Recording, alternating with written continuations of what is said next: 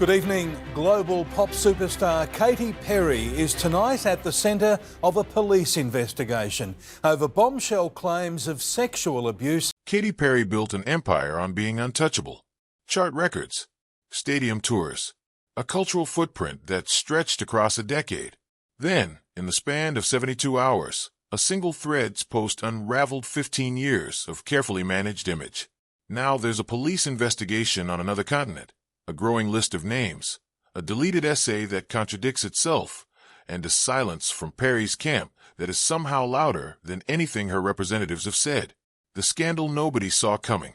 On the afternoon of April 15, 2026, something happened that turned a celebrity social media fight into a real criminal matter. The Melbourne Sexual Offences and Child Abuse Investigation Team, known inside Australian policing as SOSIT, released a short official statement. They said their detectives were looking into a historical sexual misconduct that happened in Melbourne in the year 2010. They said the incident took place at a licensed venue in the Central Business District. They said they could not share anything else because the investigation was ongoing. The statement did not name Katy Perry. The statement did not name Ruby Rose. But every single person reading it knew exactly who it was about, because just 2 days earlier, Ruby Rose had posted a public accusation on Threads that set the internet on fire. And 1 day after that post, she walked into a Melbourne police station and filed a formal report. A Victoria police spokesperson named Sergeant Julianne Newman spoke briefly to NBC News. She said she could not confirm the names involved because of privacy protocol. She did confirm the investigation was real. She did confirm the unit was SOSIT. And she did confirm that the incident being looked into happened in the year 2010 at a licensed venue inside Melbourne. Now here is what most people watching this story do not understand. SOSIT is not a regular police unit. It was built specifically for cases like this one. There are 28 SOSIT locations across the state of Victoria. There are around 400 specially trained officers working inside this system. Every single detective who joins the unit has to complete a 4-week training course just for sexual offense investigations. They work side by side with trauma counselors and forensic experts inside buildings called multidisciplinary centers. They record interviews using a method called VAR, which stands for Video and Audio Recorded Evidence. This system exists because Australian authorities decided years ago that sexual offense cases needed their own specialists. So when people hear that a police unit in Melbourne is investigating a pop star, they often imagine some dusty file on a forgotten shelf. That is not what is happening here. The case has been assigned to a specialist team trained in exactly this kind of work. And that team has one very big legal weapon on their side. Victoria has no statute of limitations on sexual offenses. A case from 2010 can still be charged today, in 2026. It can still be charged in 2040. That is the rule. It does not matter how much time has passed. If the evidence holds up, charges can still be filed. Ruby Rose has now finalized every report. She posted one last update on Threads, saying she had wrapped up all her statements with the police. She said she could not comment publicly on the case anymore or talk about the individuals involved. She said it was a standard request from the police. She said it was actually a relief. She said she could finally start the healing process. Then she went quiet. That silence is telling. That silence means the machinery is now moving. To understand how we got here, we have to rewind to Sunday, April 12th, the Threads post that broke the internet on a Sunday night. That night, a music publication called Complex posted a graphic on Threads. The graphic showed Katy Perry making fun of Justin Bieber. Bieber had just headlined his first ever Coachella, set the night before. During the show, he mixed in old footage of himself as a teenager from YouTube. Katy Perry had posted on her own Instagram a quick jab at the performance. She joked that thank God Bieber had YouTube Premium because she did not want to see any ads. Complex picked up the joke and made it into a post. That post is where Ruby Rose replied. And her reply was not a joke. Her reply changed everything. She wrote that Katy Perry sexually mistreated her at Spice Market nightclub in Melbourne. She wrote that no one should care what Katy Perry thought. Then she started posting more and more, and the internet exploded. In a follow-up post, Ruby Rose laid out the specific account. She wrote that she had been lying on her best friend's lap to avoid Katy Perry. She wrote that Katy Perry bent down, pulled her underwear to the side, and rubbed her private parts on Ruby Rose's face until her eyes snapped open. She wrote that she then vomited on Katy Perry. It was graphic, it was specific, and it was public. Ruby Rose also wrote about why this was coming out now. She said she was only in her early 20s when it happened. She said she is now 40 years old. She said it had taken her almost 2 decades to say this publicly. She said that shows how much of an impact trauma takes on a person. She thanked people for seeing her. Then she made a bold move. She dared Katy Perry to sue her. She wrote that Katy Perry was more than welcome to take her to court. She said Katy Perry would not do it because the event was real. She said she had photos. She said it happened in public. She said there were multiple witnesses. There's a real hook in this Justin Bieber trigger that most people are missing.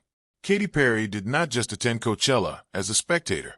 She showed up at Weekend One with her brand new boyfriend, former Canadian Prime Minister Justin Trudeau.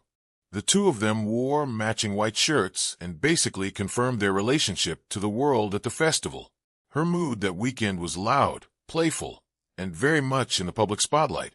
The Bieber joke was part of that energy. Ruby Rose saw it. Ruby Rose reacted, and a post meant to mock a pop star for a streaming service punchline ended up triggering a criminal investigation on the other side of the planet. The scale of what this thread's post started is hard to process. Within 24 hours, it was the top trending story on every entertainment outlet in the English-speaking world. Within 48 hours, a representative for Katy Perry issued a statement. And that statement was not just a denial. The statement from Katy Perry's representative was short. It was sharp, and it was engineered.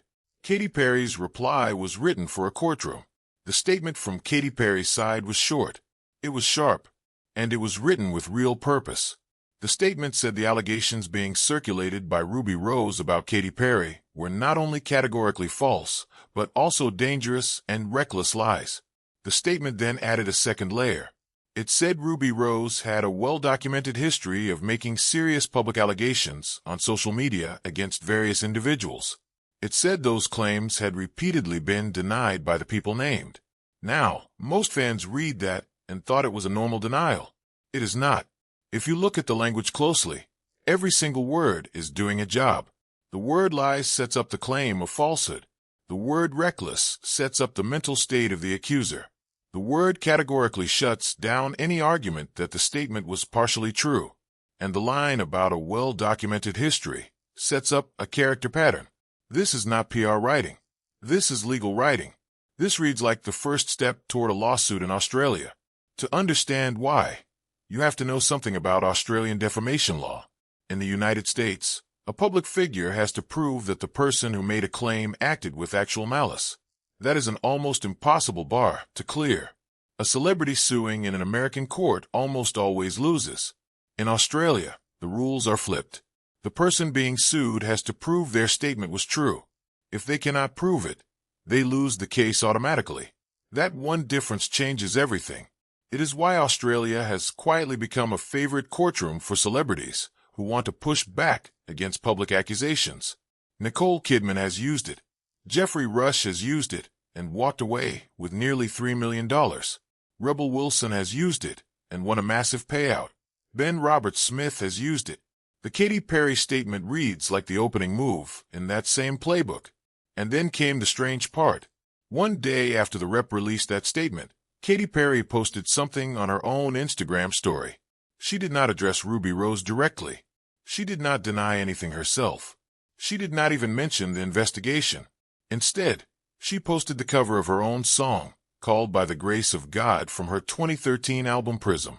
Over the image, she wrote the words I love you. No context, no caption, nothing else. Fans immediately started pulling up the lyrics of that song. One line kept showing up in screenshots. The line says the truth will set you free. Fans argued for hours about what Katy Perry meant by it. Some said it was a message to God. Some said it was a message to Ruby Rose. Some said it was a message to her own fans to stay loyal. Whatever it was her only personal message during the entire scandal. Every other word came through a representative. There's another piece of context that makes this moment even heavier. Katy Perry is not having a good year. Her album, called 143, released in 2024, was the worst-reviewed project of her career. Her lead single flopped on the charts. She collaborated with producer Dr. Luke on that project, which set off a massive fan backlash because of his history with the singer Kesha. Then she flew on Jeff Bezos' Blue Origin rocket in April of 2025, and the internet roasted her for weeks straight. She split from Orlando Bloom in July of that same year after almost a decade together. She started dating former Canadian Prime Minister Justin Trudeau a few months later. Her world tour, called the Lifetimes Tour, is the only thing saving her year. It earned over $130 million, but her public image was already bruised before Ruby Rose posted a single word. So when her rep fired back with courtroom language, she was not just defending herself from one accusation. She was trying to stop a year of bad press from turning into a full collapse. Now, let us get into the actual venue, because this part of the story has a twist that very few people are talking about. The nightclub that shut down right before the scandal. Spice Market was a nightclub that opened in 2009 in Melbourne. It sat in the basement of a building on Beanie Lane, right next door to the Grand Hyatt Hotel on Collins Street. The space was huge. It was designed to look like a Moroccan courtyard. It had a fountain. It had antique temple entrances. It had a capacity of about 600 people. And it had a special VIP area called the Genie Bottle. That was where the celebrities went. In August of 2010, Katy Perry was in Australia promoting her song California Girls. Her album Teenage Dream was about to drop. Earlier that same evening, Katy Perry famously crashed a Year 12 high school formal at the Grand Hyatt. She danced to Single Ladies. Somebody filmed it. TMZ picked it up. That footage is still online today. After the formal, the group walked next door to Spice Market. According to the former manager of the club, Katy Perry and Ruby Rose came in together. They were with Katy Perry's hair and makeup person. They were with a male friend of Ruby Rose. The manager called that night a security nightmare. He said 600 people were in the venue. He said Katy Perry kept running out to the main floor and dancing in the middle of the crowd. Most of their night, according to him, was spent inside the Genie Bottle VIP area. He said they were drinking. He said they were doing their own thing. He said they were drunk, but not completely out of control. He said they were just like any other person drinking at a nightclub. And then he described how the night ended. He said the team at Spice Market was worried about people taking photos of the two stars in a drunk state, so they organized a car and driver to wait outside. He said they escorted both Katy Perry and Ruby Rose out the back. He said they took them up a fire exit. He said they put them in the car together. He said he believed they then went to a famous Melbourne venue called the Peel Hotel. The manager then said one specific thing that matters for the investigation. He said he was not aware of any alleged misconduct. He said he was not aware of anyone vomiting. That is a very careful sentence. It does not deny the event. It says he was not aware of it, which is exactly the kind of statement a lawyer would tell a witness to make. And here is the twist that nobody is connecting.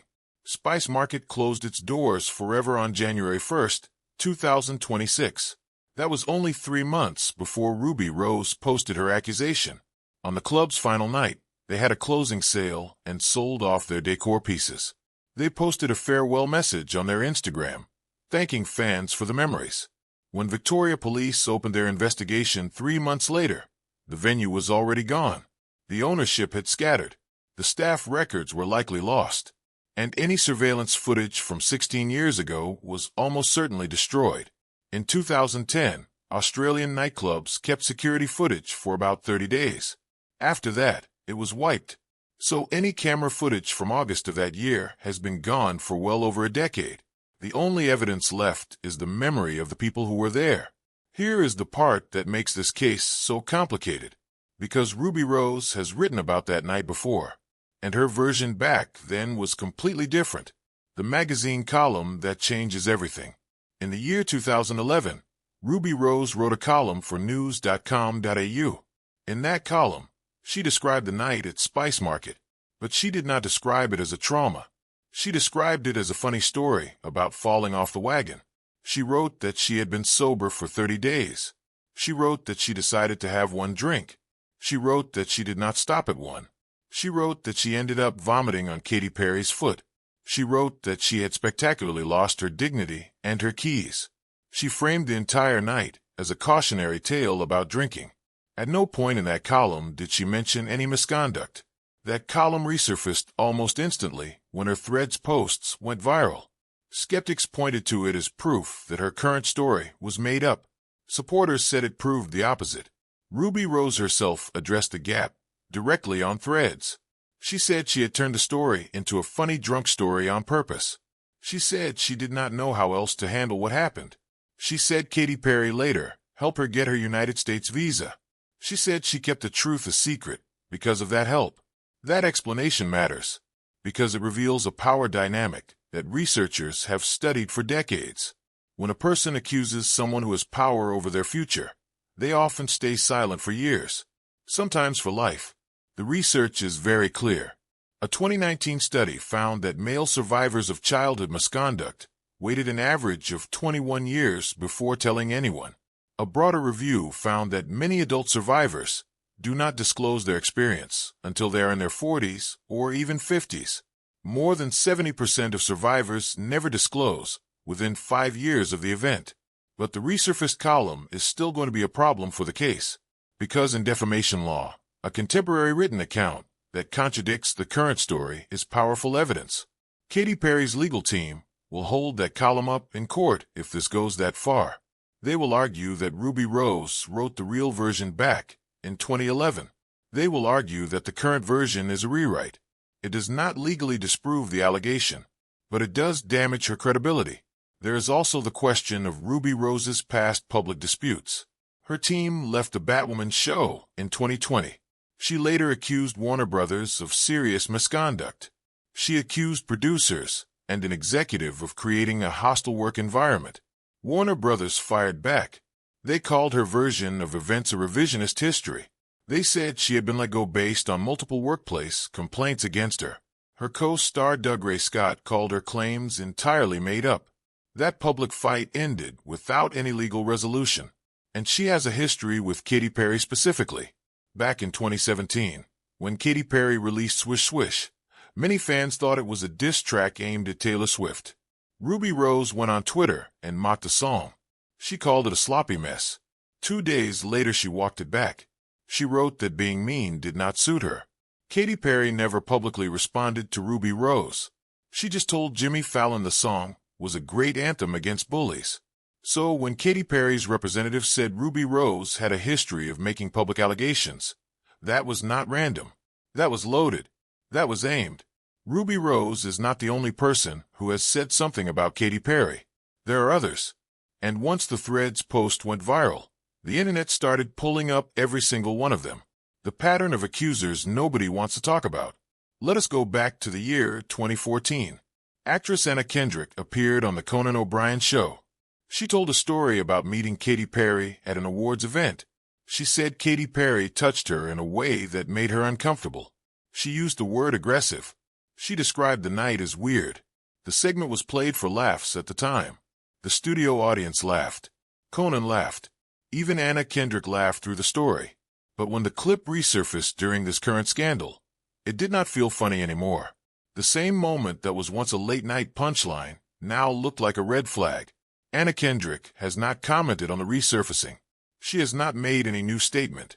Then there is Josh Kloss. He was the male model who played Katy Perry's love interest in the music video for her song Teenage Dream. In the year 2019, he posted a very detailed accusation on Instagram. He said that at a birthday party for a stylist friend of Katy Perry, she pulled his pants and underwear down in front of a crowd of her friends. He said she exposed his private parts without his permission.